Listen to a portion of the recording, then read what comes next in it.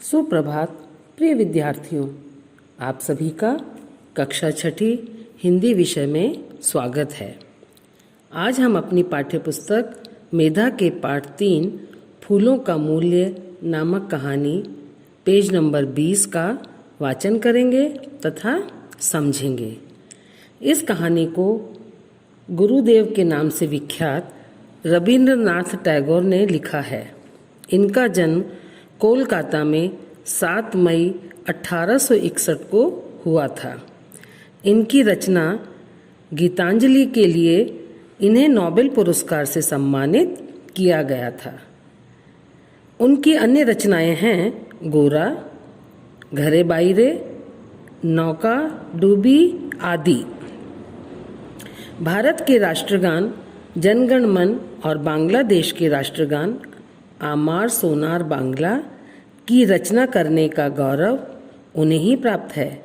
उनका निधन 7 अगस्त 1941 को हुआ था। निधन यानी उनकी मृत्यु। उनका अवसान 7 अगस्त 1941 को हुआ था। रविंद्रनाथ जी ने कहानी फूल का मूल्य में लोगों को यह समझाने का प्रयास किया है कि ईश्वर के प्रति प्रेम, उनकी भक्ति और उनके पवित्र रूप के समक्ष संसार की बहुमूल्य वस्तुएं भी तुच्छ होती हैं। सही बात है, भगवान के सामने सब कुछ बेकार है, तुच्छ है। सच्ची आस्था हमें संतोष और सुख देती है। सही बात भी तो है। ईश्वर में अगर हम आस्था रखेंगे तो हमें सही सुख मिलेगा, सच्चा सुख मिलेगा और संतोष भी मिलेगा और खुशी भी मिलेगी। तो इस कहानी को हम आगे पढ़ते हैं। Page number 20। शीतकाल के दिन थे। प्रचंड शीत से पुष्प सूख गए थे। प्रचंड मैंने बहुत तेज ठंड थी। उस समय पुष्प फूल सूख गए थे। वन उपवन में समस्त तरुगण शिशु विहीन माता पिता की तरह उदास खड़े थे। बहुत तेज ठंड थी और उस समय जंगल और बगीचे में सभी पेड़ पौधे शिशु विहीन माता पिता यानी बिना माता पिता के बच्चों के तरह उदास खड़े थे। पर यह सरोवर किसका है? उस सरोवर के ठीक मध्य में एक कमल दल प्रफुल्लित हो रहा है। प्रफुल्लित माने खूब प्रसन्न हो रहा है, खुश हो रहा है। यह तो सुदास माली का सरोवर है। ऐसा मनोहर फूल तो बसंत काल में भी नहीं मिलता। सरोवर के बीचों बीच क्या खिल रहे थे? कमल। खूब सारे कमल खिले हुए थे और बहुत खुश नजर आ रहे थे। सुदास का मन आनंद से नाच उठा। उसने सोचा, राजा जी को आज पुष्प प्रदान करूंगा। पुष्पों के प्रेमी राजा जी आज अकाल में खिले इस कमल फूल को पाकर मुंह मांगा मूल्य प्रदान करेंगे। सुदास जो है बहुत खुश होकर के राजा के वहां जाके खड़ा हो जाता है और मन में सोचता है कि राजा जी जो हैं प्रेमी हैं फूलों के और वे इस फूल को देख करके बहुत खुश होंगे और मुझे मुंह मांगा मूल्य इसका देंगे। पवन की एक लहर आई। पवन की लहर यानी हवा की लहर है ना। कमल ने भी मानो मुग्ध होकर एक झोंका खाया। मतलब कमल भी हिलने लगा, खुश होकर के झोंका खाया, हिला। ऊपर आकाश में एक कोयल कूक उठी। माली का मन गदगद हो उठा कि यह मंगल चिन्ह है।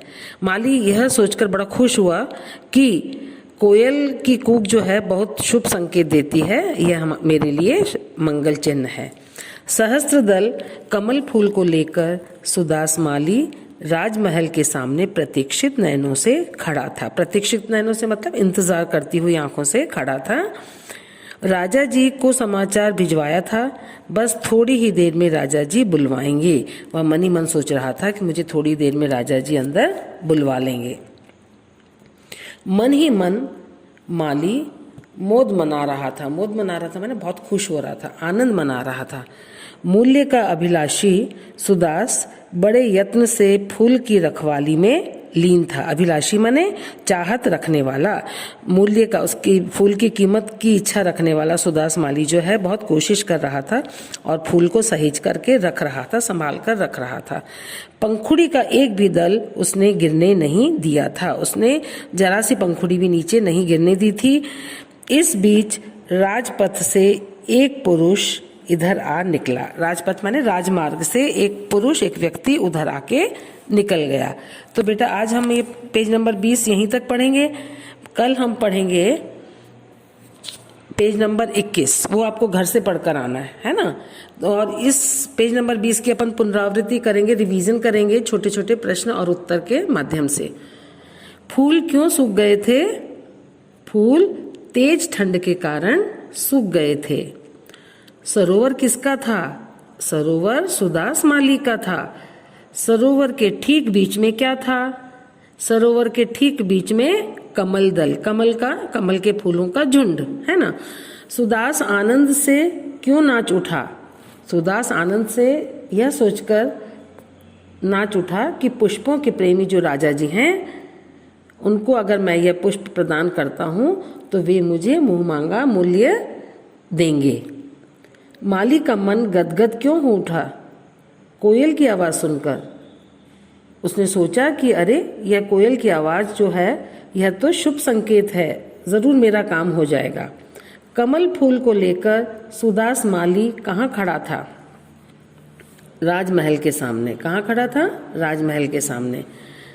और वहाँ खड़ा हुआ वह क्या सोच रहा था? वह सोच रहा था कि बस थोड़ी सी देर में राजा जी मुझे बुलवा लेंगे। उसी समय राजपथ से कौन निकला? उसी समय राजपथ से एक पुरुष निकला, है ना। अब ये बेटा हमारा पेज नंबर 20 कंप्लीट हो चुका है।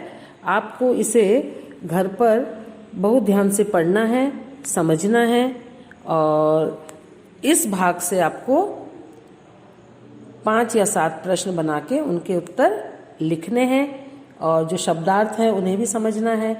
इनके अर्थ आपको इस पुस्तक में पीछे मिल जाएंगे, है ना। और कल बेटा अपन पेज नंबर 21 पढ़ेंगे, उसको थोड़ा सा आप घर से पढ़ के आएंगे तो आपको बहुत मज़ा आएगा क्लास में, है ना। आज की कक्षा हमारी यहीं समाप्त होती है।